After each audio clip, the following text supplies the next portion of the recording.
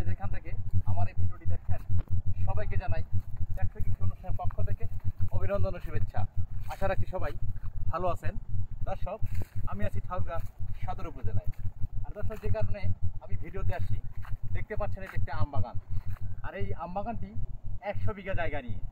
এই যে আপনাদের এই ফুলগুলো দেখাই, টোটাল বাগানটাই কিন্তু 100 বিঘা। আর এই বাগানে দর্শক, এই উদ্যোক্তা, এই বাগানের বয়স হচ্ছে 4 বছর।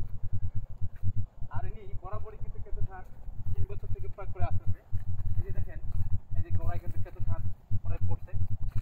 আর এই যে কেঁচো সার প্রয়োগ করার ফলে দর্শক, এই যে দেখেন কি পরিমাণ কেঁচোর উপস্থিতি গাছের গোড়ায়। এই যে গোড়াটা যদি দেখাই, কি পরিমাণ উপস্থিতি দর্শক। এই যে একটা বড় আম গাছ দেখা যাচ্ছে, এর গোড়াটাও যদি দেখাই, এই দেখেন কি পরিমাণ কেঁচো উপস্থিতি এবং মাটি উর্বর হয়ে আছে, মাটি সবুজ হয়ে আছে। দর্শক, এই যে আমি ঘেমে গেছি কিন্তু এখন প্রচন্ড রোদ। এই রোদের ভিতরে কিন্তু কেঁচো কি পরিমাণ উপস্থিতি প্রতিটা গাছের গোড়ায় গোড়ায় যদি দেখাই। এই যে, আর এই বাগানটি 100 বিঘা জায়গা কিন্তু। এই যে আপনারা দেখতে পাচ্ছেন, এই যে আমরা হাঁটতেছি বাগানে, টোটাল বাগানটাই এই আম বাগান এবং পুরো বাগানটাতে কিন্তু কেঁচো সার প্রয়োগ করা হচ্ছে। এই যে আপনার ধান করে দেওয়া হয়েছে, এই যে দেখাই কেঁচো সার প্রয়োগ করা হচ্ছে, এইদিকে কেঁচো সার প্রয়োগ করছে, মানে কাজ চলমান আছে দর্শক।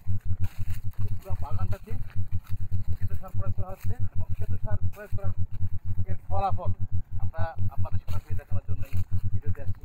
এই যে দেখেন, এই গাছটা যদি দেখাই কি পরিমাণ কেঁচো, আমরা যদি পরেরটা দেখাই কি পরিমাণ, অর্থাৎ যদি ফাঁকা জায়গা দেখাই দর্শক, এই যে দেখেন ফাঁকা কি পরিমাণ কেঁচো।